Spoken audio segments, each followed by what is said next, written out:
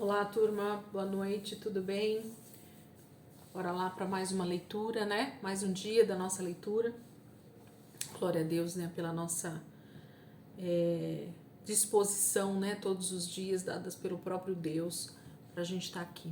Eu glorifico a Deus mais um dia pela nossa vida nesse momento. Vamos orar, entregar esse momento para o Senhor, e então continuar a nossa leitura que está dentro do Sermão do Monte, né? Texto maravilhoso de Jesus, com tantos ensinos, com tanta coisa boa aqui para a gente extrair para o nosso dia a dia, para a nossa vida com Deus, né? Vamos orar. Jesus, eu quero muito te agradecer, Pai, por mais esse dia, esse início de semana. E essa é a última semana, Pai, do mês de setembro. E nós já queremos te agradecer, Jesus, pelo que o Senhor fez durante todo esse mês. Somos muito gratos, Deus, por aquilo que o Senhor tem construído em nós através dessa leitura, através dos nossos devocionais, através dos momentos que nós estamos aqui com a Tua palavra, meditando, lendo, estudando. Pai, como é bom, Senhor, e cada dia, Senhor, nós crescemos mais no Senhor, na graça, no conhecimento do Senhor. Obrigada, Jesus. Fica conosco, Espírito Santo, mais uma noite. Me ensina, Senhor, um pouco mais da Tua palavra nesse dia. Nós te amamos, Jesus, e por isso nós estamos aqui. Nós desejamos muito mais do Senhor todos os dias da nossa vida, Pai. Muito obrigada, Deus. Amém. Vamos lá, gente. Hoje a gente continua, então, o Sermão do Monte. E hoje a gente vai para o capítulo 6. Em seguida, a gente vai para o capítulo 7. E a gente termina depois com outro trecho do capítulo de Lucas, né? Capítulo 6 também, tá bom? Então, Mateus capítulo 6, a partir do verso 1, é a segunda parte do Sermão do Monte, ou na verdade é o mesmo contexto, né? A gente sabe que a Bíblia é separada em capítulos e versículos, ela é muito recente, né? A Bíblia ela foi escrita de forma corrida, vamos dizer assim, era uma carta só, era um livro só, né? E a separação de capítulos e versículos foram os grandes estudiosos, teólogos, né? Do século, acho que 4, 5, que começaram a fazer essa maneira que a gente tem hoje nas mãos. Mateus capítulo 6, a partir do versículo 1 diz assim: Tenham o cuidado de não praticar suas obras de justiça diante dos outros para serem vistos por eles. Se fizerem isso, vocês não terão nenhuma recompensa do Pai Celestial. Portanto, quando você der esmola, não anuncie isso com trombetas, como fazem os hipócritas nas sinagogas e nas ruas, a fim de serem honrados pelos outros. Eu lhes garanto que eles já receberam sua plena recompensa. Mas quando você der esmola, que a sua mão esquerda não saiba o que está fazendo a direita, de forma que você preste a sua ajuda em segredo, e seu pai, que vê o que é feito em segredo, o recompensará. E quando vocês orarem, não sejam como os hipócritas. Eles gostam de ficar orando em pé nas sinagogas e nas esquinas, a fim de serem vistos pelos outros. Eu lhes asseguro que eles já receberam sua plena recompensa. Mas quando você orar, vá para o seu quarto, feche a porta e ore ao seu pai que está em secreto. Então, seu pai que vê em secreto o recompensará. E quando orarem, não fiquem sempre repetindo a mesma coisa, como fazem os pagãos. Eles pensam que por muito falarem, serão ouvidos. Não sejam iguais a eles, porque o seu Pai sabe do que vocês precisam, antes mesmo de o pedirem. Vocês orem assim: Pai nosso, que estás nos céus, santificado seja o teu nome. Venha o teu reino, seja feita a tua vontade, assim na terra como no céu. Dá-nos hoje o nosso pão de cada dia. Perdoa as nossas dívidas, assim como perdoamos aos nossos devedores. E não nos deixe cair em tentação, mas livra-nos do mal, porque teu é o reino, o poder e a glória para sempre. Amém.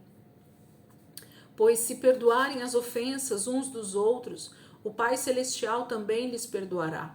Mas se não perdoarem uns aos outros, o Pai Celestial não lhes perdoará as ofensas.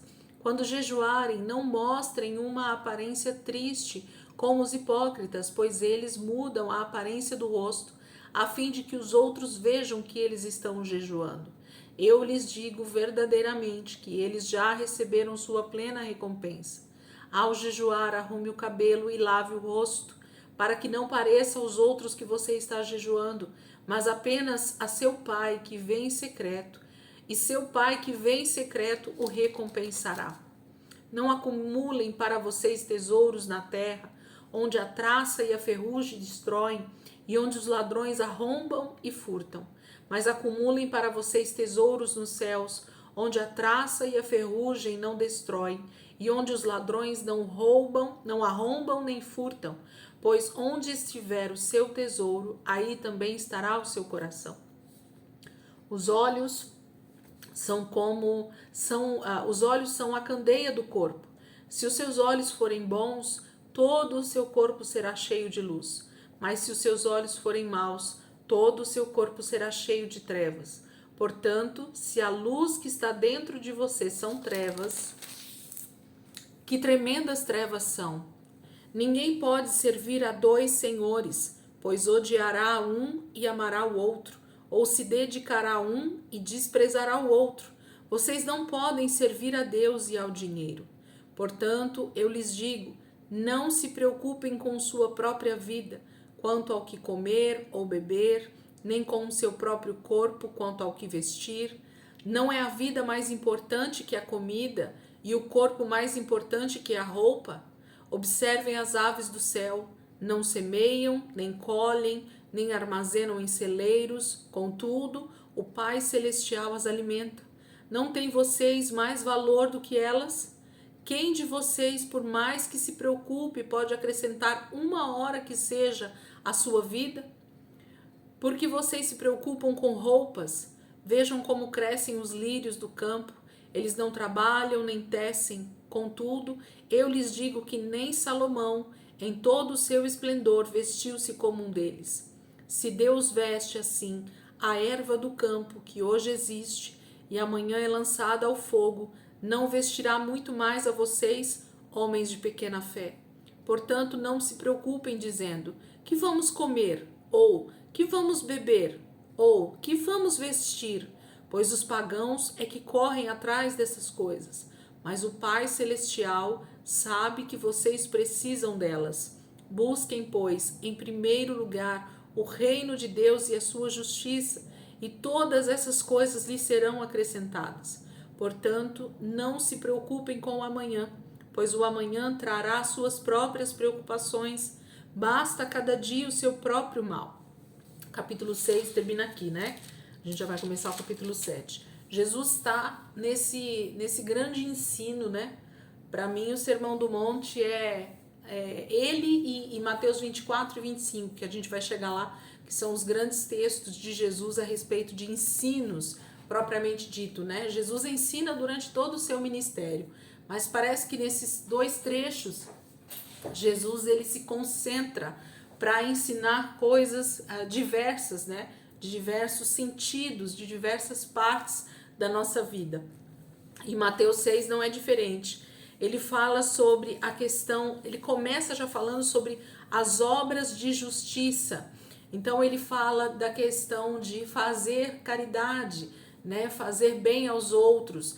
E aí ele fala que se isso for feito de forma exposta, você já recebeu a sua recompensa. Por quê? Porque o que você está buscando é honra de homens. Quando você faz caridade, quando você faz bem ao teu próximo e já de forma exposta, põe isso hoje em dia em redes sociais, né?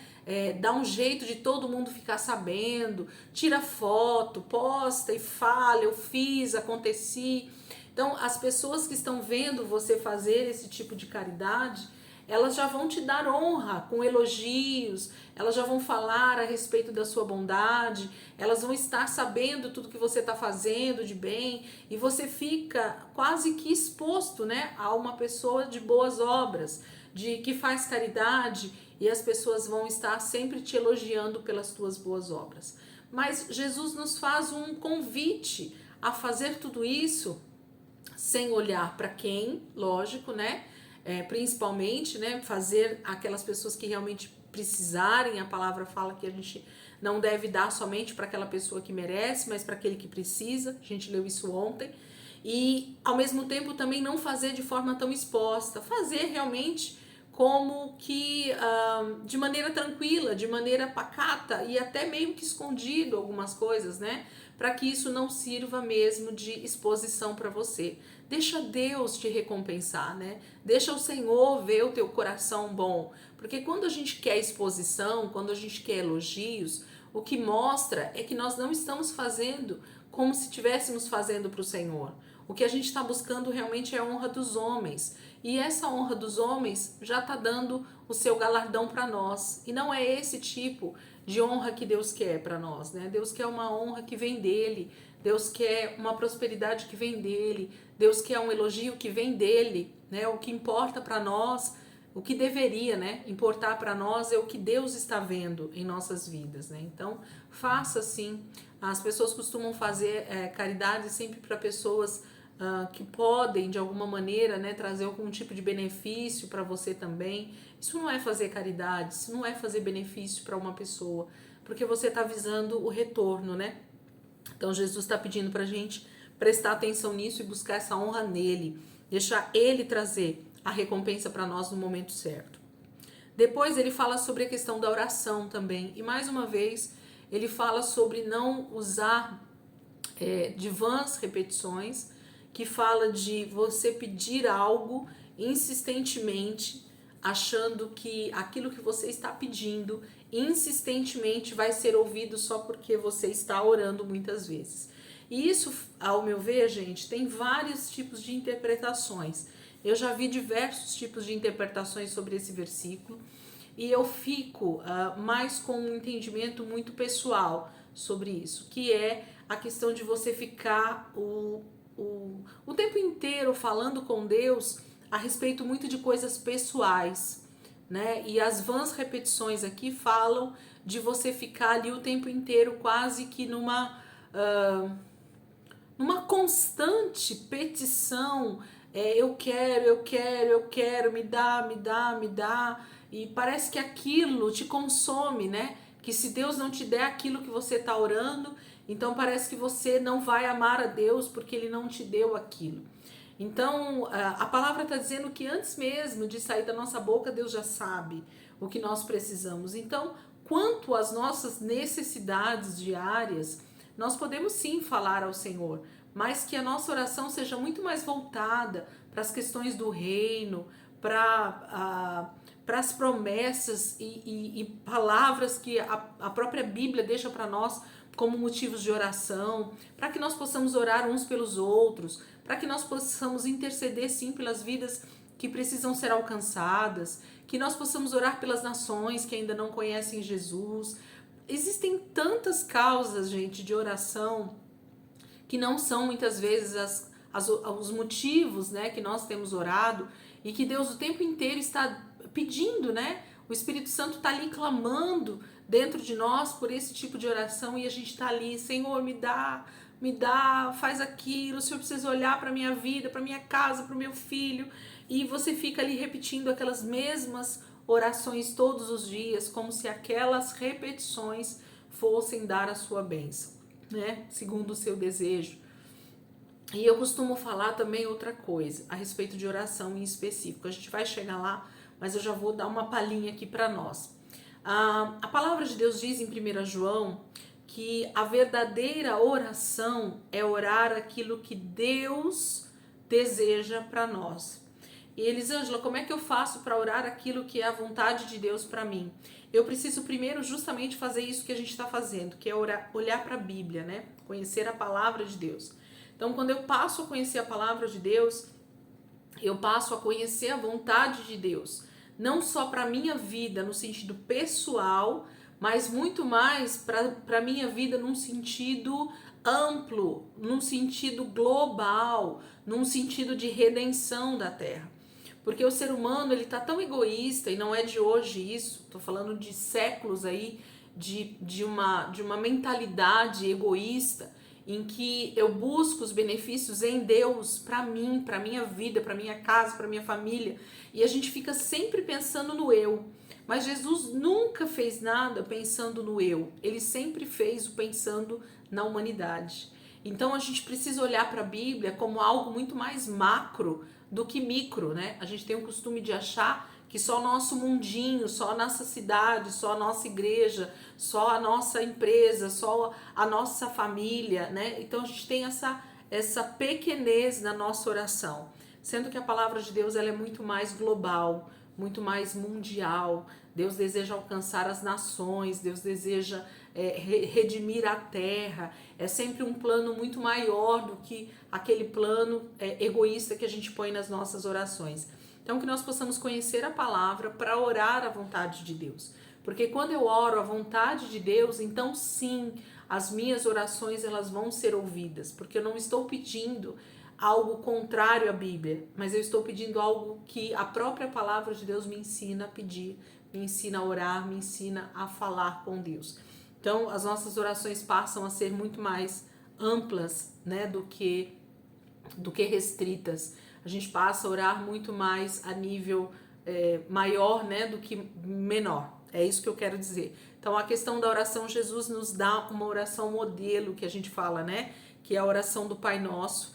E ele também diz para essa oração ser secreta, assim como as esmolas, assim como a caridade deve ser algo muito mais visto por Deus do que pelos homens, a oração também. Por que Jesus diz isso, gente? Porque na época em que Jesus está inserido aqui, nesse momento do Império Romano, a maioria dos fariseus, dos religiosos da época, não é de hoje, que eles tinham o costume de orar nas praças, orar alto nas sinagogas, e ali eles falavam de forma bonita, para se mostrar eloquentes, para se mostrar que eles sabiam orar, que eles eram pessoas extremamente devotas, que eles eram extremamente tementes a Deus, porque eles estavam ali orando alto, falando palavras bonitas. E tudo isso fazia com que o povo olhasse para essas pessoas que estavam ali orando dessa forma e se achavam menores do que eles, né? Não se achavam capazes, se achavam mais sujos, mais pecadores do que essas pessoas. E por isso muitas pessoas nem chegavam ao arrependimento, à conversão, porque elas não se achavam capazes de chegar naquele nível de espiritualidade. Então a gente precisa tomar muito cuidado com essa questão de estar sempre à mostra, né, diante das pessoas, sempre em evidência, querendo realmente orar mais alto do que os outros, querendo me expor mais do que os outros, porque isso vai fazer duas coisas acontecerem. Ou as pessoas vão sempre te olhar como alguém muito superior e inatingível, né? Tipo assim, espiritualmente eu não conseguirei, nunca vou conseguir chegar no nível daquela pessoa que tá ali orando, ou você vai ficar mal visto, porque as pessoas vão dizer que você tem uma atitude ali diante das pessoas nos seus momentos de oração, mas a sua vida não condiz com aquilo que você ora, com aquilo que você faz. Então, existem esses dois extremos, né? Ou você vai criticar a pessoa por aquilo que ela faz diante das pessoas, mas no seu dia a dia não é aquilo, ou você vai querer se afastar daquela pessoa achando que ela é muito espiritual e que você jamais vai conseguir ser tão espiritual quanto ela. Então a gente precisa se preocupar, né, com as nossas atitudes diante das pessoas, porque isso reflete, né, nas pessoas de forma boa ou de forma ruim. Então a gente precisa estar sempre muito atento, gente, com também a nossa oração. Precisa ser mais no tempo de relacionamento com Deus do que diante das pessoas. E Jesus dá uma oração modelo maravilhosa. A oração do Pai Nosso talvez seja a oração mais completa, no sentido do que Jesus queria passar com essa oração. O que é que ele queria que nós orássemos, né? O que ele queria que nós falássemos durante o nosso período de oração. Então, ele já começa com um belo de um Pai, né? Pai Nosso. Por quê? Porque o tempo todo Jesus, ele queria justamente, através da sua vida, através das suas atitudes, mostrar como era ser filho, né? Então, eu preciso, para orar, conhecer primeiro o meu Pai, saber quem é o meu Pai. Porque quando eu conheço o meu Pai, quando eu conheço a vontade do meu Pai, quando eu conheço os sonhos do meu Pai, e E se eu sei que Deus é meu pai, então automaticamente eu olho para o meu próximo e sei que ele é meu irmão. E se eu sei que ele é meu pai e eu tenho vários irmãos, então eu começo a viver num contexto de família. Eu começo a viver num contexto de unidade. Eu começo a viver num contexto de muito mais harmonia no reino de Deus. Porque eu conheço que eu tenho um pai e eu conheço que a pessoa que está do meu lado, que as pessoas que convivem comigo, que estão no meu contexto familiar, no meu contexto de trabalho, no meu contexto de igreja, todos eles são meus irmãos. E ninguém trata um irmão de sangue da forma muitas vezes que nós tratamos um irmão em Cristo. Né? Então a gente precisa ser muito mais amável, a gente precisa ser muito mais recíproco, né, com as pessoas que estão mais próximas de nós. Então ele já começa dizendo a respeito de pai, né? Pai nosso. Então ele começa dizendo: será que você sabe que Deus é teu pai? Será que quando você vai orar, você está falando com um pai ou você está falando com um Deus distante, com um Deus inacessível, com um Deus, né, como muitas pessoas têm, Deus somente como esse Deus, né, que eles têm até medo, né? Ah, Deus vai me castigar, Deus vai isso, Deus vai aquilo, né? Então, eu não conheço essa paternidade quando eu oro dessa forma, né? E Jesus vem com toda essa simplicidade dizendo: Pai nosso. E aí ele fala onde é que esse Pai tá, né? Que tá nos céus. Ele fala sobre a santificação do nome de Deus, né? Quando eu santifico a Deus, eu prezo pelas minhas atitudes para que Deus seja glorificado através da minha vida. Eu não vou querer ter atitudes contrárias de um filho.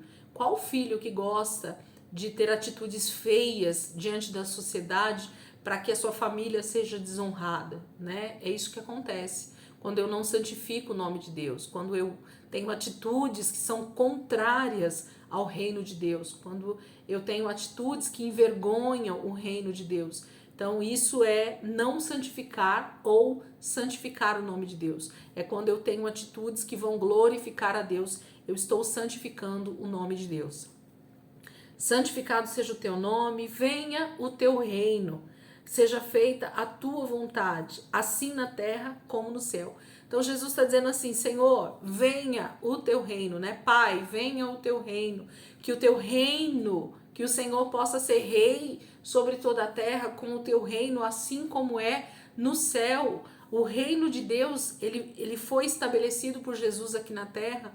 No momento em que Jesus então nasce, esse reino de Deus começa a estar sendo habilitado aqui na terra. E cada um de nós, quando começamos a orar, venha o teu reino, através das nossas atitudes, quando eu sou realmente um filho de Deus aqui na terra e eu começo a ter atitudes do que o meu Pai deseja para esse mundo, para essa terra, então eu estou trazendo o reino de Deus para mais perto aqui de todas as pessoas que estão perto de mim. Gente, a oração do Pai Nosso, ela tem uma intensidade e uma profundidade naquilo que Jesus diz, que vão horas para a gente conseguir falar um pouquinho sobre esses versículos, de tão gostoso, de tão tremendo, de tão amplo, que é o entendimento que Jesus traz para nós aqui.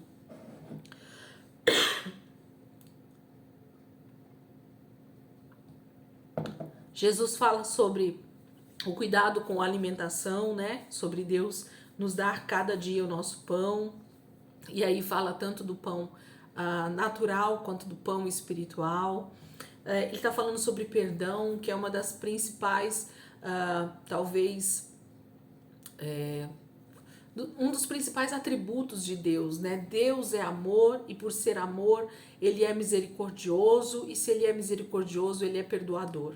E esse mesmo coração precisa estar em nós, né? Se nós temos o amor de Deus dentro de nós através do Espírito Santo, nós também vamos ser misericordiosos. E se nós somos misericordiosos, nós somos perdoadores. Se você ainda não aprendeu a perdoar as pessoas que te magoaram, as pessoas que te feriram, as pessoas que muitas vezes você acha que elas não gostam de você, então nós precisamos orar o Pai Nosso e dizer: Senhor, perdoa as minhas dívidas, mas me ensina a perdoar como o Senhor tem perdoado as minhas dívidas. Porque se eu só desejo o perdão de Deus para os meus pecados, para não ir para o inferno, mas eu não consigo perdoar o meu próximo, então para tudo, que eu preciso primeiro aprender a perdoar o meu próximo, para depois requerer, né, de Deus o perdão dele. Porque se eu não sei perdoar uma pessoa que está do meu lado, que tem agido muitas vezes de forma um pouco errada comigo, se eu não consigo reconhecer ali o perdão de Deus através de um irmão em Cristo, de uma pessoa que está do meu lado, que dirá buscar isso em Deus, né? A gente nem vê Deus visivelmente com os nossos olhos, e você quer que ele te perdoe das suas falhas, dos seus pecados, de tudo aquilo que você faz, mas quando você olha para o teu próximo você não consegue reconhecer esse mesmo perdão, essa mesma atitude perdoadora, né? E isso é o que a gente precisa mais aprender. E aí ele pede para não deixar cair em tentação, porque a tentação ela vai vir todo o tempo sobre as nossas vidas, mas o Espírito Santo ele é poderoso para nos ajudar, para nos capacitar, né, através da graça, para nós não pecarmos, para nós não cairmos, na verdade, né, em tentação. E o Senhor vai nos livrando do mal todo o tempo, porque é dele, né, o reino, o poder e a glória para sempre. Alguns historiadores, alguns teólogos dizem que esse último trechinho aí do versículo 13, ele não existe no original. Esse porque teu é o reino, o poder e a glória para sempre. Tem algumas pessoas dizem que no original não existe esse trecho. Eu nunca fui pro original desse texto para ter certeza. Então, eu acredito, né, que os historiadores tenham razão nisso, para eles terem falado isso em algum momento, né? E que acrescentaram ali para ficar bonitinha a oração do Pai Nosso, para terminar de forma mais bacana a oração do Pai Nosso. E aí Jesus continua dizendo a respeito sobre a questão do perdão, né, que nós precisamos aprender sobre isso, a questão do jejum. Eu tenho falado para vocês que a gente vai falar um pouquinho do jejum aí entre as mulheres. Então as mulheres que estão aqui no grupo da leitura, fiquem tranquilas que nós vamos falar um pouco mais sobre a questão do jejum. E Jesus está sim nos dizendo que nós precisamos jejuar, mas naquele momento ainda não era o momento, Jesus ainda estava com eles, mas ele fala sobre o jejum aqui no sentido de nós também não ficarmos expostos, né, para as pessoas verem, a gente não ficar, né, com o cabelo despenteado, com o rosto entristecido, para que todo mundo pergunte assim, por que você tá triste, meu irmão? E aí você vai dizer, ai, eu tô jejuando, ai, eu vivo em jejum, ai, eu vivo buscando a Deus, né? Gente, muito cuidado com essas coisas, né?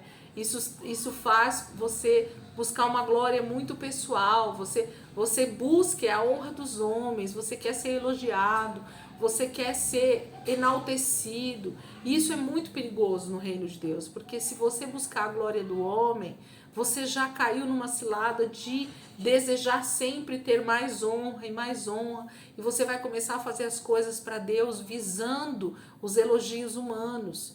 E Deus não vai te recompensar da forma que você imagina que Ele vai te recompensar. A premiação que você busca muitas vezes não vai acontecer, porque Deus não tem os mesmos pensamentos que o nosso, né? A forma de Deus nos abençoar, a forma de Deus nos levantar, a forma de Deus nos dar recompensas, muitas vezes é muito diferente daquilo que nós estamos acostumados, né? Ou que nós desejamos para o nosso dia a dia. Então a gente precisa ter muito cuidado, o coração muito voltado mesmo para o Senhor e para a palavra, para não deixar essas coisas criarem raízes, né? E a gente ficar ali desejando a honra do homem. Aí ele vai continuar falando sobre o acúmulo da riqueza. E nessa passagem, gente, especificamente, é o único lugar em todo o Evangelho, ou praticamente em todo o Novo Testamento, que é colocado o dinheiro como um Deus, né? Deus diz que não tem como... quer ver? Deixa eu pegar aqui o versículo. Ele fala no versículo 24, né? Ó, ninguém pode servir a dois senhores, pois odiará um e amará o outro, ou se dedicará a um e desprezará o outro. Vocês não podem servir a Deus e ao dinheiro. Então, só vai poder ter um Deus na sua vida. E você vai ter que escolher. Ou esse Deus é Deus, ou esse Deus é o dinheiro. Porque tem pessoas que elas realmente se tornam escravas né? O dinheiro se torna senhor delas em todos os aspectos da vida. Tudo, o dinheiro manda na vida dessa pessoa, né? Sem o dinheiro, ela não é ninguém. Sem o dinheiro, ela não se sente a pessoa valorizada. Sem o dinheiro, ela não se acha uma pessoa abençoada, né? O dinheiro compra tudo na vida dela, o dinheiro faz tudo. Então, Jesus é a única passagem que ele cita sobre deuses, e ele coloca para nós, né, dois caminhos: ou você vai amar e servir ao Deus Todo-Poderoso, ou você vai servir ao Deus Dinheiro. E geralmente quando a gente serve o Deus Dinheiro, a gente abandona o Deus Todo-Poderoso, porque o Deus Dinheiro, ele sempre vai buscar honras de forma muito diferentes das que Deus nos ensina aqui nessa passagem. Então vocês percebem que Deus o tempo inteiro está falando, né? Jesus ensinando, ele está falando sobre não buscar honra, não buscar mérito, deixar Deus trazer as suas recompensas, né? Fazer tudo isso.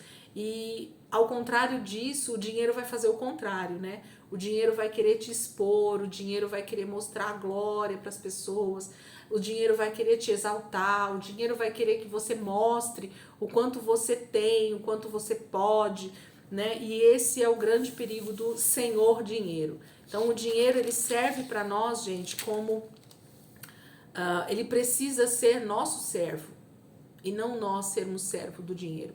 Então o dinheiro precisa servir para te servir, ele precisa ser teu servo, ele precisa servir para manter a sua família bem, ele precisa servir para abençoar a obra de Deus, ele precisa servir para abençoar uma pessoa que está necessitada de alimento, de uma veste, ou de outras necessidades. Ele precisa servir para que a igreja cresça no mundo através de missões. Ele precisa servir para comprar aquilo que você precisa para o seu dia a dia, não para ser mais nem menos, né? Então o dinheiro, ele precisa nos servir e não nós servirmos ao dinheiro. Ele não vai ser o meu dono, ele não vai ser o meu senhor, ele vai ser o meu servo. Eu vou usar o dinheiro da forma que realmente é necessário para a minha vida ou para abençoar outras vidas que estão próximas de mim. O dinheiro jamais vai ser o nosso senhor. E existem muitas coisas aqui dentro dessa questão que a gente poderia falar. Jesus vai falar sobre os nossos olhos serem bons, e aí ele está falando dessa questão de os olhos, gente, eles são como se fosse uma esponja, né, de tudo aquilo que a gente vê. Então, se eu colocar os meus olhos para ver o que é bom, se eu usar os meus olhos para olhar aquilo que realmente Deus deseja que eu olhe, né, se eu usar a minha vida, né, todo o meu corpo de forma positiva, tudo isso vai trazer só coisa boa para mim. E os olhos, eles realmente trazem ou muita malignidade, né, para dentro do nosso corpo, quando nós estamos expostos à pornografia, quando nós estamos expostos a cenas de violência, quando nós estamos expostos a cenas de terror, quando nós estamos acostumados a ver pessoas brigando, pessoas em diversas práticas, né? No nosso dia a dia, a gente põe os nossos olhos o tempo inteiro nisso, a gente tem a tendência de ir nos contaminando, né? O nosso corpo, ele vai absorvendo tudo aquilo que nosso olho está vendo. Nosso olho praticamente é o órgão principal dos sentidos, né? É o olho e o ouvido, na minha opinião. A boca, ela vem também como uma parte maligna ou benigna, né, do nosso corpo, mas eu falo que primeiro parece que tudo passa pelo olho. Aquilo que você vê, você reage, né, com a boca ou com o ouvido, ou aquilo que você ouve, né, você reage tanto com a boca quanto com os olhos. Então, a gente precisa estar muito atento de que maneira os nossos olhos, eles estão sendo alimentados. Por isso que Jesus vai dizer que os olhos são a candeia do corpo.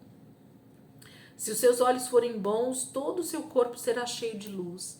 Então, se os meus olhos eles estiverem sempre voltados para o Senhor, se os meus olhos, e aí eu falo os dois tipos de olhos, né?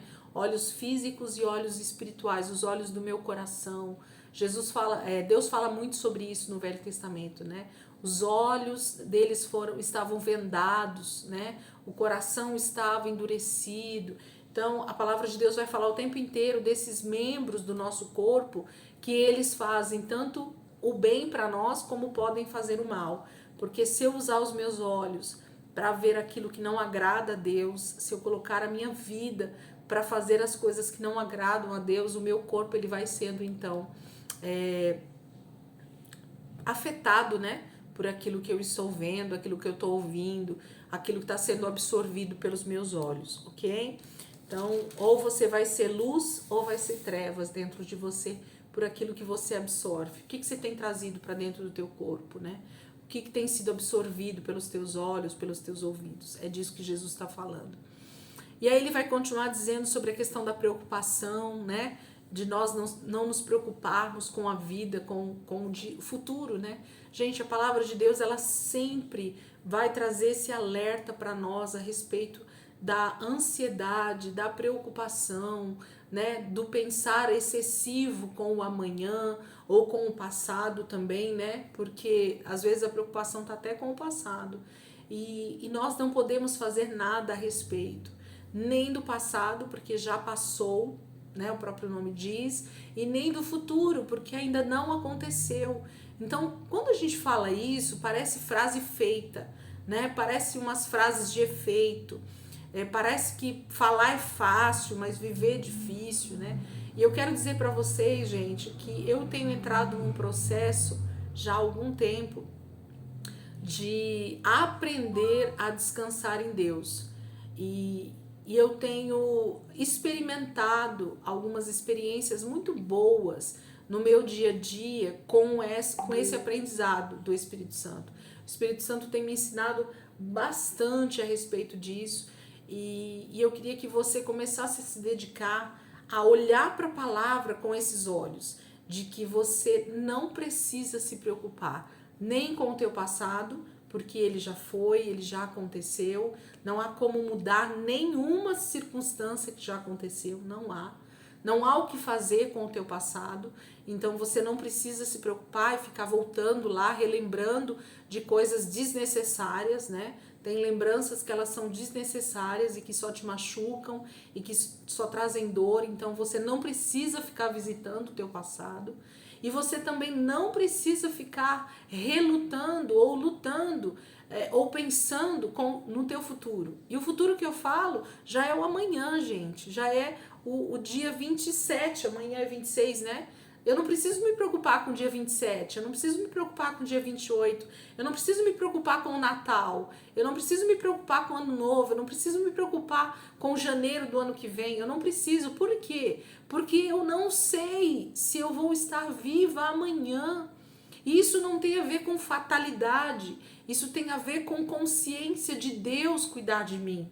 Deus é quem é dono da minha vida.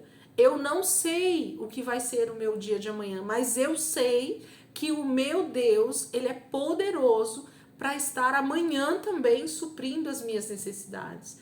Eu sei que quem tem me ajudado todos os dias é o meu Deus. Então, nós precisamos declarar isso o tempo inteiro e começar a viver isso. Não só falar da boca para fora. Porque declarar Salmo 23, gente, é a coisa mais fácil do mundo. Agora, viver o Salmo 23 é a coisa mais difícil que tem para alguém que não está buscando isso na palavra de Deus. Então, buscar viver a palavra de Deus é isso. É todos os dias olhar para essa palavra e dizer: Jesus, eu quero ser mais parecido com Jesus. Eu quero ser mais transformado pela tua palavra. Eu quero crer mais nisso que a Bíblia diz. E aí nós vamos começar a viver experiências com essa questão de não nos preocuparmos com nada nessa vida, mas vivermos realmente um dia de cada vez, fazendo aquilo que o Senhor colocar nas nossas mãos naquele dia, aproveitarmos os momentos em família, aproveitarmos os momentos com as pessoas que estão perto de nós, ver as oportunidades que Deus tem criado para nós, no trabalho, na rua, aonde quer que a gente esteja, para falar do amor dele, para ser um canal de bênçãos para alguém que está perto de nós. Então, gente, a preocupação, ela deveria ser zero na nossa vida, zero. Deus é quem tem suprido todas as minhas necessidades. E eu queria que você sempre declarasse isso na sua vida. Deus é que supre as nossas necessidades. E quando isso for uma verdade dentro de mim e de você, de verdade, você vai ver como é bom deitar, descansar e dormir. Muitas pessoas hoje, gente, não dormem, não conseguem pegar no sono tranquilamente, passam noites em claro, com insônia, com perturbação na mente, porque tudo é motivo de preocupação. Eu me preocupo com tudo, com todos, com o que vai acontecer, com o que... Nada disso deveria estar ocupando o nosso coração e a nossa mente, porque isso mina, né? Isso rouba a nossa paz, isso rouba a nossa saúde. Muitas pessoas doentes, né? Pela falta de entregar essa ansiedade, essa preocupação para o Senhor. E viver ansioso e viver preocupado. Elisângela, como é fácil para você falar, né? Como é fácil para você dizer isso. Não, queridos, a palavra de Deus está dizendo isso. Quando eu começo a meditar nessa palavra, quando eu começo a ler Jesus falando, não se preocupem com a sua própria vida, quanto ao que comer ou beber, nem com o seu próprio corpo, quanto ao que vestir. Não é a vida mais importante que a comida e o corpo mais importante que a roupa? Então, assim, quando eu começo a ler a palavra, gente, essa vida de Deus que está na palavra, ela começa a gerar vida dentro de mim e eu vou começando a crer de forma diferente. A verdade de Deus vai começando a realmente virar verdade dentro de mim. Eu não posso acreditar na mentira do diabo, dizendo que eu preciso me preocupar, porque senão eu não vou ter no dia seguinte, se a verdade de Deus é outra. Percebem como nós muitas vezes preferimos acreditar na mentira do diabo, de nos preocuparmos com o dia de amanhã, do que acreditarmos na verdade de Deus, que é a palavra dizendo para nós não nos preocuparmos. O que você decide na tua vida? Crer na palavra, na verdade de Deus, ou crer na mentira do diabo? É uma opção. Então, não, Elisângela, mas não é crer com a mentalidade. Não, realmente não é crer só com a sua mente, mas é crer com o coração, é crer com o teu espírito, é buscar essa verdade, é ser impregnada no teu espírito para que isso vire vida dentro de você, ok?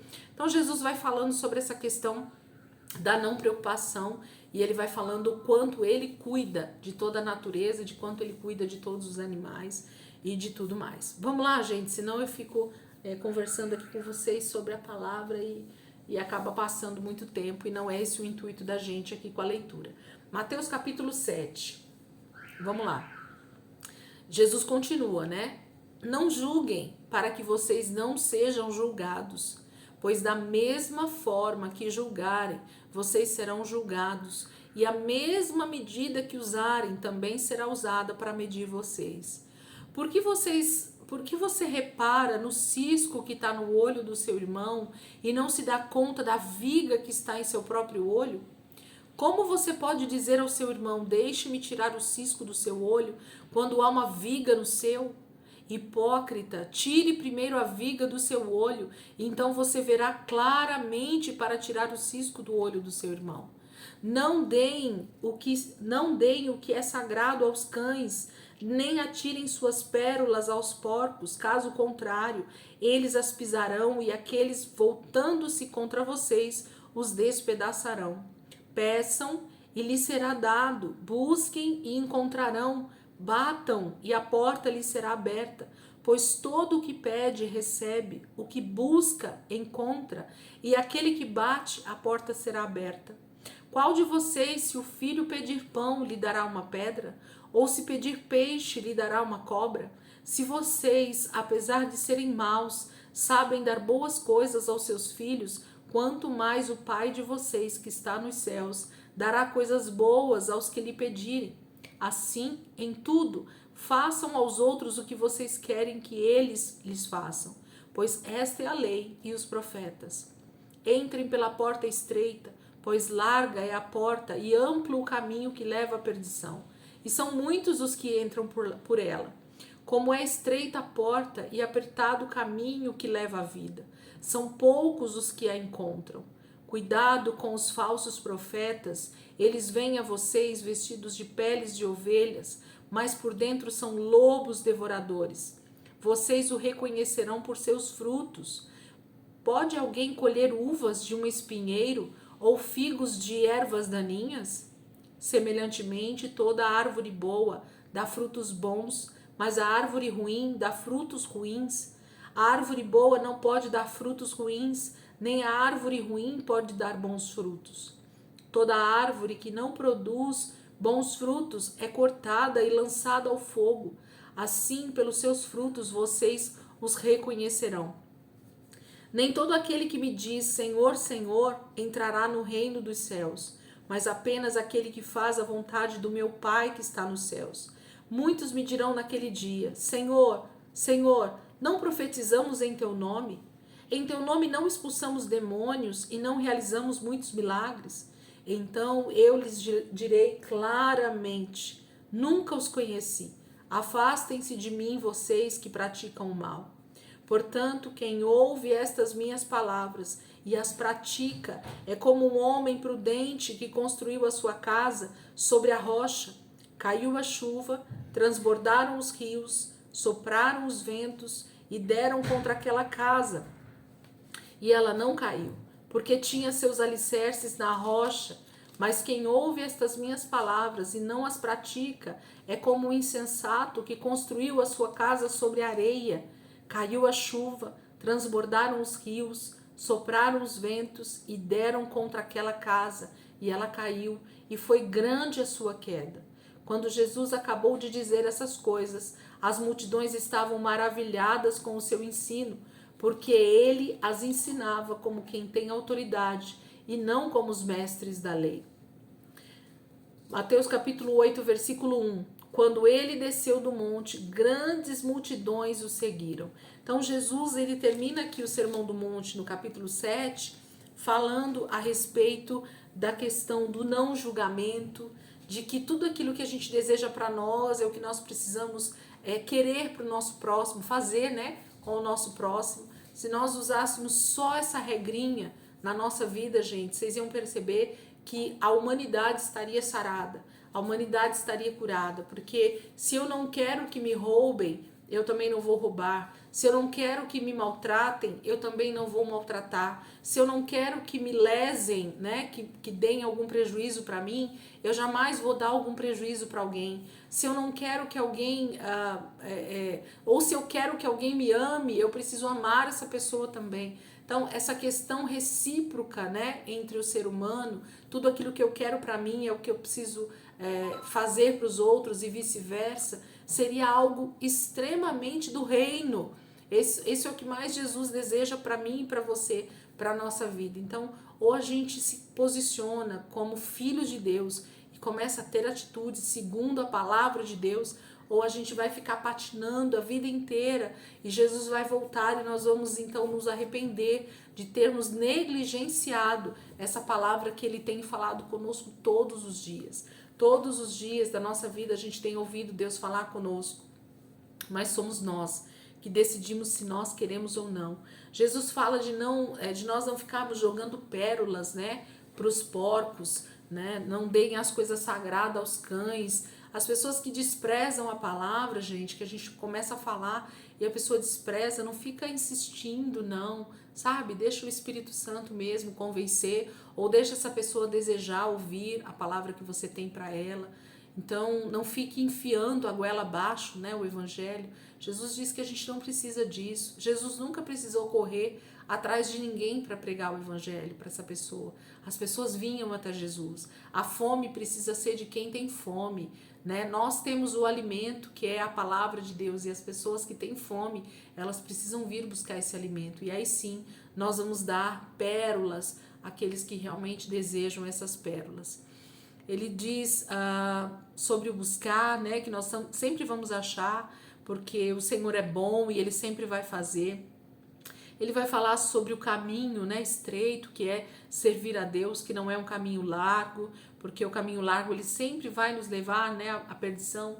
E isso não tem a ver simplesmente com uma questão de porta, mas tem a ver com uma questão de de tranquilidade da vida, né? Porque como Satanás ele é o governador dessa terra, então ele não vai dar facilidade para nós, né? Para nós trazermos o reino de Deus enquanto ele ainda está governando aqui. Então a gente vai ter dificuldades e é por isso que a porta é estreita, por causa disso. Para termos cuidado com falsos profetas, Jesus está nos ensinando, né, que através dos frutos de uma pessoa é que a gente conhece quem ela é. Então é fácil reconhecer um falso profeta. Só você olhar para a vida dele no dia a dia, só você olhar para a família dele, como ele trata as pessoas que estão mais próximas dele, como ele trata funcionários quando ele é patrão, quando ele trata ovelhas quando ele é pastor, né? Então, como ele lida com o dinheiro, tudo isso é fácil da gente identificar um falso profeta, né? Alguém que realmente está distorcendo a palavra, alguém que está vivendo uma coisa quando prega e outra coisa quando está vivendo no seu dia a dia. Então, uma árvore boa, ela jamais vai produzir um fruto ruim, Jesus está dizendo, né? Então, os frutos vão ser sempre bons. O contrário também é verdadeiro. Uma árvore ruim, dificilmente ou nunca você vai achar um fruto bom nessa árvore. Então, os frutos é que vão dizer quem nós somos, né? É aquilo que nós temos produzido, que tem saído de nós, o que tem sido colhido pelas pessoas como frutos, é que realmente vão dizer quem nós somos. Jesus vai falar sobre a questão de relacionamento. Ele vai terminar esse texto, gente, falando sobre se de verdade eu sou filho de Deus, eu preciso olhar para esse sermão e eu preciso identificar onde é que estão as minhas falhas ainda e preciso então ajustar segundo o reino de Deus, segundo o Pai que eu tenho servido, segundo Deus que tem sido meu Deus e não tenho que ver se Mamon, né, se o dinheiro que tem sido meu Deus. Então todos esses ajustes eles são necessários acontecer, porque senão Jesus vai dizer assim, você foi cristão, você foi crente a tua vida inteira, você fez várias coisas em meu nome, mas você nunca teve relacionamento comigo. Você nunca esteve realmente diante de mim para se relacionar comigo como filho. Você só queria as bênçãos que eu tinha para te dar. Lembra que eu falei ontem sobre os tipos de multidão que estavam perto de Jesus? Quem é que nós somos? Nós somos aqueles discípulos que estavam ali bem pertinho e que começaram a conviver diariamente com Jesus e começaram a passar pelo processo de transformação, ou nós somos aquela grande multidão que só estava atrás de Jesus por aquilo que ele podia dar, né? Então nós precisamos identificar quem nós somos para começarmos a ter relacionamento com Deus. Jesus nunca disse que nós precisávamos simplesmente fazer a obra dele, mas o principal propósito de Deus para nós é relacionamento. A obra, ela acontece justamente porque nós estamos tendo relacionamento com Deus, nós entendemos o coração de Deus e a gente então quer fazer a obra porque Ele está nos ensinando como é que é servir a Ele e aos nossos irmãos no nosso dia a dia. Aí isso vai frutificar automaticamente, ok? Então Jesus termina o Sermão do Monte em Mateus aqui, né, deixando a multidão maravilhada com a autoridade que ele tinha em falar da palavra, em falar do reino de Deus. Todos esses ensinos aqui nesses tantos versículos que a gente leu hoje, gente, tem tanta profundidade. Cada vez que eu leio, a gente consegue extrair um pouco mais da verdade de Deus que está aqui, do tesouro, né, que está escondido dentro dessa palavra, e isso é maravilhoso. Vamos terminar com Lucas 6, do versículo 20 ao 49, eu vou ler o texto. Olhando para os seus discípulos, ele disse, bem-aventurado vocês, os pobres, pois a vocês pertence o reino de Deus. Bem-aventurado vocês que agora têm fome, pois serão satisfeitos. Bem-aventurados vocês que agora choram, pois haverão de rir.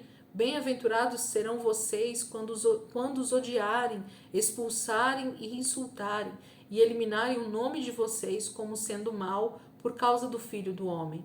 Regozijem-se nesse dia e saltem de alegria, porque grande é a sua recompensa no céu. Pois assim os antepassados deles trataram os profetas. Mas ai de vocês, os ricos, pois já receberam sua consolação. Ai de vocês que agora têm fartura, porque passarão fome.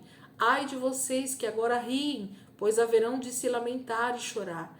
Ai de vocês quando todos falarem bem de vocês, pois assim os antepassados deles trataram os falsos profetas. Mas eu digo a vocês que estão me ouvindo, amem os seus inimigos, façam o bem aos que os odeiam, abençoem os que os amaldiçoam, orem por aqueles que os maltratam. Se alguém lhe bater numa face, ofereça-lhe também a outra. Se alguém lhe tirar a capa, não o impeça de tirar-lhe a túnica. Dê a todo aquele que lhe pedir, e se alguém tirar o que pertence a você, não lhe exija que o devolva.